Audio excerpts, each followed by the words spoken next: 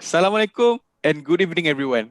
We are from group Wonder Boys consists of me, Shafi Faiz, Amirul Afif, Haziq, Shafi and Azwa will present about Faida Bora Investment Limited case study. As said by Douglas Adam, to give real service, you must add something which cannot be bought or measured with money, and that is sincerity and integrity. It has always been a matter of decent ethics and integrity for any company to uphold in the industry. Any company that appears to behave otherwise will have a poor name and other lot of other issues. According to the case study given above, Faida Bora Investment Limited is a limited company engaged in a wide range of business operations including commodity, trading and service distribution. The organization was formed in 1977 by Mr. John as trading as the sole owner of the family business for the first 10 years. Due to a rapid growth, the business was transformed into a private limited liability corporation with a functioning organizational structure whereby Mr. Jones was named Chief Executive Officer and Chairman of the Board of the Directors, while his wife, Mabel, has been elected for the Secretary of the Board of Directors and their 5 children were taking on the position of the head of different departments in the company. In 2005, they had decided to deal with government as their profitability had increased steadily throughout the years. Nevertheless, Faida Bora Investment Limited had been taken an immoral decision that could have an effect on the company's reputation in the future. Perhaps all of us know ethics is where people, action, and moral in an organization, no matter the hierarchy, are debated. What can be worse is that they indicates that they are getting stuff even though no one is looking. As far as integrity is concerned, that is the quality of being truthful and possessing clear moral and ethical standards and belief of the strongly adhered the code of conducts. Next, I would like to invite Amirul Afif to present on question 1. Thank you, Shafi Faiz. So right now it's my turn to present about the possible governance problems in this company. So as a group, we have studied about the case study and we already found out that this company is not separate the entity between the business and the personal entity. Can be seen in the case study where where the founder of the Faida Bora, which is Mr. Jones, after they changed the organization to the limited company, Mr. Jones was appointed as the chairman and the CEO of the board of directors, as well as his wife was appointed as the secretary and 5 of his children as the head of departments.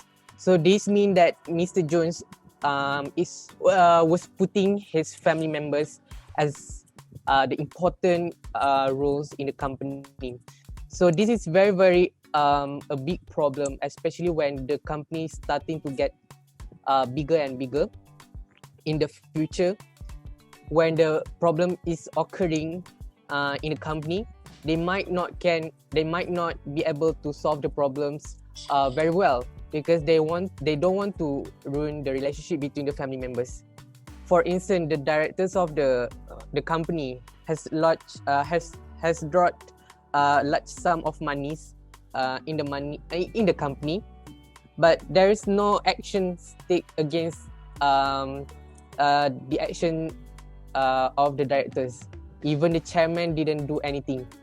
So this means that the company is very crucial to separate the business entity and the personal entity in order to avoid the conflict of interest. Not only that, there is no integrity and accountability in a company. This can be seen in the case study where the directors has brought a lot of monies in the company, and they ask the professionals, the accountant, to cover up his actions, to cover the large drawings in the financial report. So this is very, very unethical and illegal for a company to do such things.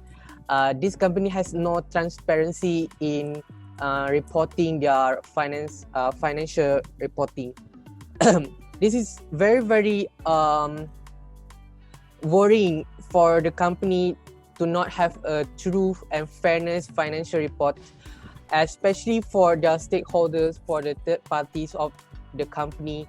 They might have not getting the true image of the in terms of the company financials performance.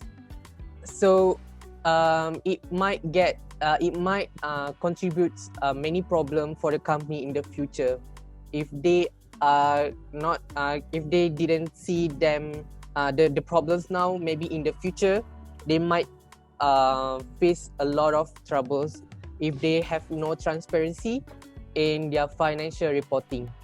So I think that's all the possible governance problem in this company. Next, I will pass to Shafi. Thank you. Alright, thank you Amir Afif for your brief explanation on question 1. Now, we will go on to question 2. How can the professional deal with the problems? Now, we have known 3 main problems that has been listed in question 1. So this question will mainly focus on how we act as a professional to deal with the problem. Okay, so I have come up with 3 main solutions. And first, as a professional, we can ask the CEO to relinquish his position as the CEO.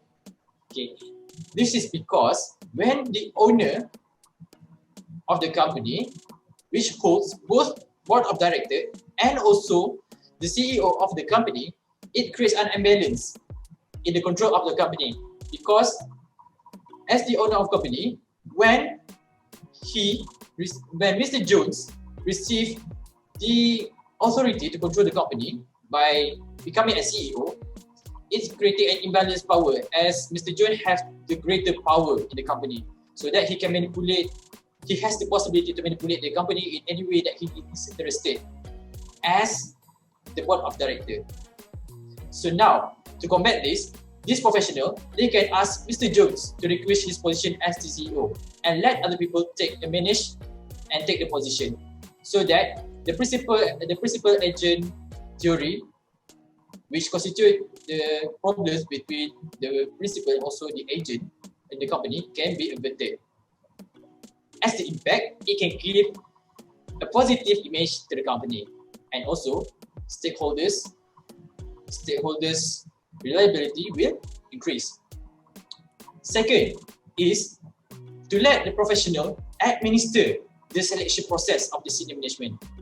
We heard from Shafi Faiz before. This is a case where the senior manager of the company is made up of Mr. Jones' wife as the secretary and 5 of his sons as the senior management on each department. So actually, from the corporate governance side, it is not healthy because it has the possibility to create a family threats because of family influence. When there's a family influence, it actually can disturb when Mr. Jones becoming the CEO himself to act according to his interests as the family. So that is a situation in his professionalism. Not only when Mr. Jones become the CEO, but also other CEO, besides Mr. Jones, whenever they have to consider on any action that will impact on Mr. Jones' family. So to solve that, professional, they have to review the selection process so that the senior management can be comprised of the people that is well deserved, and to create the balance of influence in the company. Now, last but not least, is to implement the Whistleblowing Act. Whistleblowing Act is an act that is constituted in order to let the employee to let know their employer whenever they are doing wrong things. With the implementation of Whistleblowing Act, actually the professional can utilize this when to alert the management on which wrongdoings that they are committed and how to solve this. And this is to ensure their rights as the employee to uphold the ethical environment in the company. And now, I've done with that, I would like to pass to Azwa on question 3. Alright. Thank you, Ahmad Shafi. Alright. So I will continue with question number 3. What the potential risks facing this organization? Alright. As we know, this company have a problem with their corporate governance. So by that, many risks that maybe they will facing.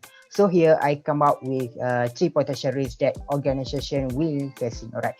First one, fraud and financial risk. Due to corporate governance problem, fraud and misconduct can occur at any time. They can commit fraud without being detected or can be accused by others. The head of department or manager can easily to take company money and make false claim to the company. The company will suffer losses due to the internal problem of the company itself. Second, shareholder confidence decrease. Poor corporate governance can negatively impact shareholder confidence by undermining their confidence that the company is making irregular business decisions internally. Shareholder will not invest in poorly administrated companies because negative return on investment are possible. This can lead to reduction in market confidence in the company, which can reduce the value of stock as a whole. When the value of a company stock fall, its overall value will fall as well. Last one, question number the third one, difficult business growth and development. As the value of a corporation decrease in generating capital to make purchases aimed at maintaining growth will decrease. It's difficult for corporation to increase the company needed to acquire new asset or develop new product. Raising capital is more difficult because investors do not believe they are investing money to poorly operated companies with the insecure infrastructure need to make smart financial decision. So that's all for my part. I will passing to next presenter. Thank you. Alright, now I will present on the question 4. How can the professional suggest to the board of directors of the company? Now, we've known the problem from the question before. Now, here are 2 solutions for that problems. First, the professional, they can suggest on the board of directors to adhere to the code of corporate governance. So, corporate governance is actually as the main guide for any corporation in Malaysia to sustain a healthy corporate environment by preserving from the side of stakeholder and also from the side of the company itself. Now, whenever the board of directors understand the corporate governance itself, well, will help on the behalf of the board of directors itself to realize what should they do and what is the right and what is wrong. And thus, whenever they have adhered to this, a healthy environment in the corporation governance can be created. And as a result itself, internal control, they can be evaded because corporate governance, they ensure a segregation of duties. And the existence of segregation of duties indicates a strong internal control. So frauds can be evaded. And whenever frauds can be evaded, stakeholder confidence can be increased. Second is to empower the board of director as those who judge in governance. From the auditing perspective, this person who is called as those who judge in governance is actually the most powerful in the 3 lines defense model because they are the ones who are responsible to administer the internal control of the company, and they shall know on what deficiencies of the internal control of the company that is being reported by the external auditor. And whenever this professional, they are giving authority to this board of directors to perform their role as such given. So they have the sense of responsibility more on to increase the effectiveness of the internal control. And as a result, frauds and also any embezzlement and any deficiencies in internal control can be evaded. Now I will pass on to Muhammad Haziq for the last question and also conclusion. Thank you, Shafi, for the last question. I will explain on the last question. Explain and give the best suggestion for the company for the company to run the business with the right ethical concept and policy. Okay, the first one is the company should create a department that focus on ethical concept and policy of the company. This is because in order to review the attitude of the upper management and in order to instill their ethical responsibility. This is because the management plays a vital role in managing the company. So they will nurturing the ethical environment in the workplace. To support that, it must be started from the upper management itself as per suggested by the concept of tone from the top. And the last one is the company should offer benefits and motivation to inflate goals. Okay. By giving reward and benefit, it will increase the employee engagement and improve the attitude towards the company. And it also inspiring the workers to do their jobs well and stay longer in the company. Employees who feel valued and successful are more likely to pursue advancement opportunities within their current company.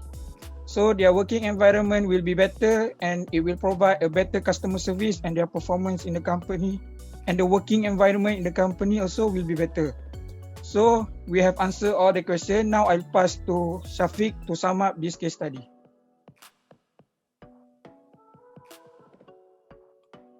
Alright, thank you, Haziq. To sum up, ethical behavior may be an important tool to reduce the risk of bribery and fraudulent behavior within an organization. As said by Abraham Lincoln, you cannot escape the responsibility of tomorrow by evading it today. Thus, securing a top position in the company means that an individual will accountable for every single transactions that happen in the company to ensure by synchronizing their great achievement while being ethical. In order for a company to act virtuously, it involves the behavior possessed by the top management, employees, and even the stakeholders. By referring to the suggestion and recommendation given above, it proves that the importance of the roles of the leaders that affects overall performance of the company. A magical alchemy occurs when the right elements come together in an organization. In reality, there must be a catalyst behind every successful journey of a top global company. By referring to an online article from the start on job satisfaction is the driving force, it shows that the employee satisfaction is an essential aspect of any business or organization. In this case, employees of NASA Automotive Manufacturing Sdn Bhd in Gurun Sungai Petani Kedah were beaming with pride that their company is exporting the largest number of vehicles to Asian countries. One of their pioneer employees stated that the job satisfaction was among the motivating factors that drove her to work hard. Therefore, when the employees are happy and satisfied with the management and working culture, they will put their best effort to make the company successful. I guess that is all from us. So, thank you everyone for staying with us until the last minute of our presentation. Thank you everyone. Stay safe, stay home. I love you all.